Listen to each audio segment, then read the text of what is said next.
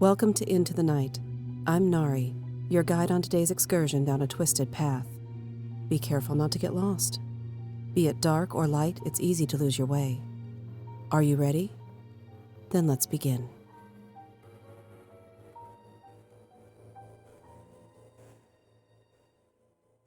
A loss for words. She stared out the window of her second-story writing nook, watching the leaves flutter and twist in the breeze. Lately, Ellory Langston caught herself reminiscing about days past and the winding path she'd taken to where she was today. Her third-grade teacher sparked Ellory's desire to become an author. The assignment had been simple. Class, today we're going to use our imaginations. Get out your pencils and notebooks. We're going to write stories about a far-off land. You can make it be whatever you'd like it to be. We'll work on our stories over the next hour or so, and the best ones I will display in the hallway for everyone to enjoy. Amanda Beardsley neared the end of her 10th year of teaching third grade at Joseph B. Wellington Elementary. She realized most students would turn in bland stories that poorly mimicked the tales they'd read in the literature book. She'd taught this lesson long enough to know what usually came from it. However, every once in a while, a child surprised her. Ellory Langston exceeded all expectations.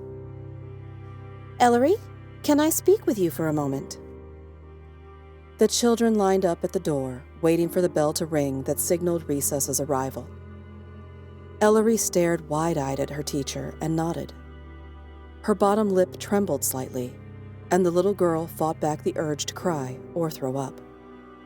She feared she'd lose the battle to both. Slowly, she walked towards Mrs. Beardsley's desk.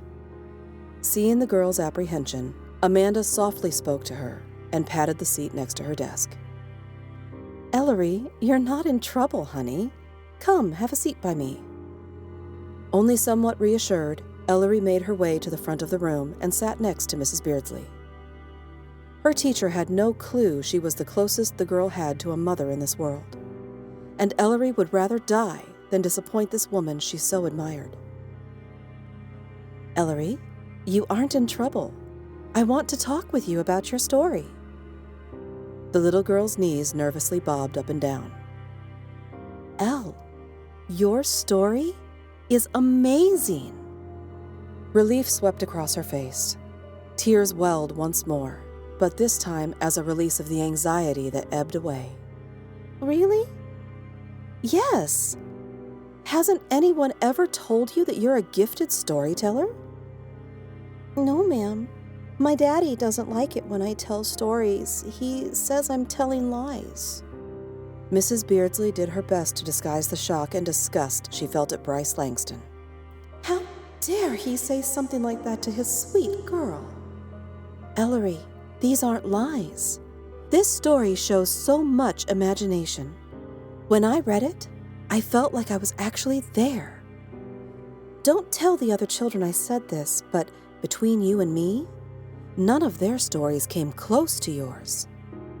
Honey, you have a real talent, and I want you to continue writing. My dad hates it when I write stories. I don't want to get in trouble. How about we keep this just to ourselves then? I want you to keep writing, and I want to keep reading your stories. Can we do that? Ellory nodded up and down. Yes, Mrs. Beardsley. Just please don't tell Daddy. I promise I won't. This is our secret.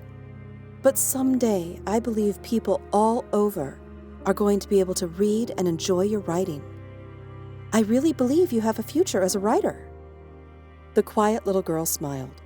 No one had ever noticed her in a positive way before, and while happy, she felt unsure about her newfound praise. Mrs. Beardsley gave her hand a squeeze. I'm happy to read your stories any time you want to write them. I'm proud of you. Now, go on outside and play. As she watched the trees through her window, Ellory sighed. That was a long time ago. I wish Mrs. Beardsley could have seen my writing success. I'd love to be able to let her know what her confidence in me did. Here I am, a well-known author with a few bestsellers to my name. I owe it all to her. Mrs. Beardsley kept her word to her young student. She read everything the girl brought her, and she offered encouraging critiques to help her reach her full potential. When Ellory was a freshman in high school, however, that all changed. A tragic car accident out of state claimed the life of her mentor. It was a loss she'd grieve for all the years to come. In honor of Mrs. Beardsley, however, Ellory became determined to hone her skills and someday be the writer deserving of her teacher's praise. "You saved me in more ways than one, Mrs. Beardsley. Your love and support helped me survive the hellish home life I was stuck in. If it wasn't for you, I may not even be here. I wish I'd been old enough, had the perspective enough, to let you know that when you were still alive." She thought back to those people who tormented her, both at home and at school. Her father's abuse was untenable, and his behavior scarred Ellory for life. She wanted to believe that her mother, had she lived, would have protected her. When Ellory was only 4 years old, however, her mother died of a sudden aneurysm. By the time the paramedics arrived, it was too late. A tear was ripped through Ellory's life from that moment on. Scared and vulnerable, she was an easy target for an already unstable man. Bryce Langston took his hatred of the world out on his daughter, and no one noticed. At least, no one did anything about it. Plenty heard and saw the abuse she endured, but they were content to put blinders on and ignore her torment. Before Mrs. Beardsley entered her life, Ellory felt invisible. Unfortunately, at school, she was all too visible for the bullies who seemed everywhere.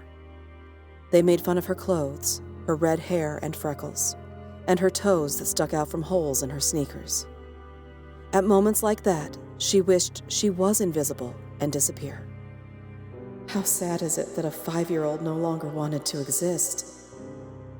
When I cried, they tormented me even more. The pain felt as strong today as it did all those years ago.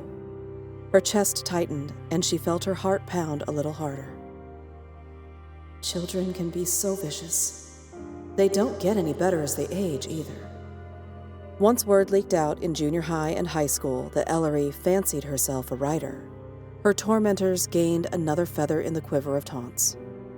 Being brazenly intelligent as a girl made her immediately a target for the popular kids, who favored conformity over self-expression. Now that they knew she wrote stories, there was no end to the mocking comments they made. Mrs. Beardsley remained her safe haven. She met after school with her beloved teacher, where she shared her hopes, fears, and writing. "You saved me when no one else would. My writing career will always be in honor of you. When I was a shy, sad girl, you gave me perspective and hope." "Ignore them, Elle. You are a gifted, wonderful girl, and I doubt any of them are someone you'd want to spend 10 minutes with." Ellory heard the words right down to her heart and soul. No one influenced her more than Mrs. Beardsley, a woman who didn't have to take her under her wing, but she did. Love like hers would never be taken for granted by Ellory. Her high school years, marred by her classmates' abuse and ostracism, became nearly unbearable after Amanda Beardsley's death. Ellory lost all interest in writing. "I lost my words. My heart was too broken to put any writing on a page. I imploded and withdrew even further into myself. I even considered suicide." Tears formed in her eyes, and she noticed the sun sank deeper into an early afternoon horizon. At peace once again with her place in the universe, Ellory looked at her laptop, where her next manuscript remained, barely begun. This one is special. She reached into her desk drawer and pulled out a precious note written years ago by her mentor. At an especially difficult time in the early days of her freshman year, mere weeks before Mrs. Beardsley's death, her confidant and biggest supporter wrote her a note that carried her through the dark times when she lost her will to write. Gingerly unfolding the paper, Ellory reread the words written in the clean cursive writing of Amanda Beardsley. Ellory, Never let anyone take your words. You have a powerful voice and can accomplish anything you can imagine. As far as the people who seek to drag you down, always remember that a writer's best revenge is making those who have hurt them characters in their stories. You can do this. Ellory held the note to her chest and took a soothing, deep breath. She sat at her desk, note in clear sight, and began typing. A smile crept into the corners of her mouth. Yes, this book is special. Welcome to my revenge. With each piece of dialogue her wretched characters spoke, their real-life counterparts experienced a distressing problem. Her characters' words flowed swiftly and abundantly, but with each keystroke, their namesakes lost their own ability to speak.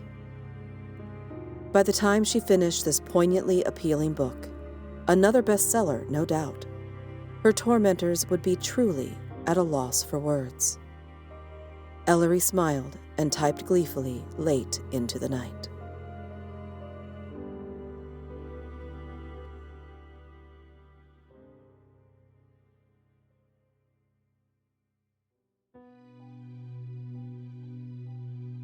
Thank you for joining me for this episode of the Into the Night Anthology podcast. Written by Caroline Giamanco, narrated by Nari. Theme music by Nico Rodriguez. All other original music, sound design, and editing by Omenhawk Studios. You can find our links in the show notes. Into the Night is on your favorite podcatcher, so make sure to like, subscribe, and leave a 5-star review to help other excursionists to join us. I'll see you next time. And remember, whether in the shadows or in the daylight, all twisted paths lead you into the night. Into the Night Anthology is a Creative Typo Entertainment production. Hi, excursionists. It's October, my favorite time of the year. With spooky season upon us, I wanted to tell you a little about our Halloween special. Usually we have some kind of spooky story, but this year we are doing something different. I have a new project that will be coming in 2025 that will have a sneak preview on October 31st. This will be a collaboration between my personal production studio, SadieWorks, and my friends at Omenhawk Studios. A compelling world of research, old gods, and humans who just want power, and what chaos that may bring. Hello, my name is T.A. Caliber, and I am the creator of a new series of cosmic horror stories entitled The Crown of Nails. I will be working with Nari to bring you a new world of horror, one we think you'll enjoy very well. We hope you enjoy the first venture into this new twisted path called Magashana, the story of researchers trapped in an ancient tomb with a supernatural threat from the cradle of civilization. Join us on October 31st for a tale you won't soon forget.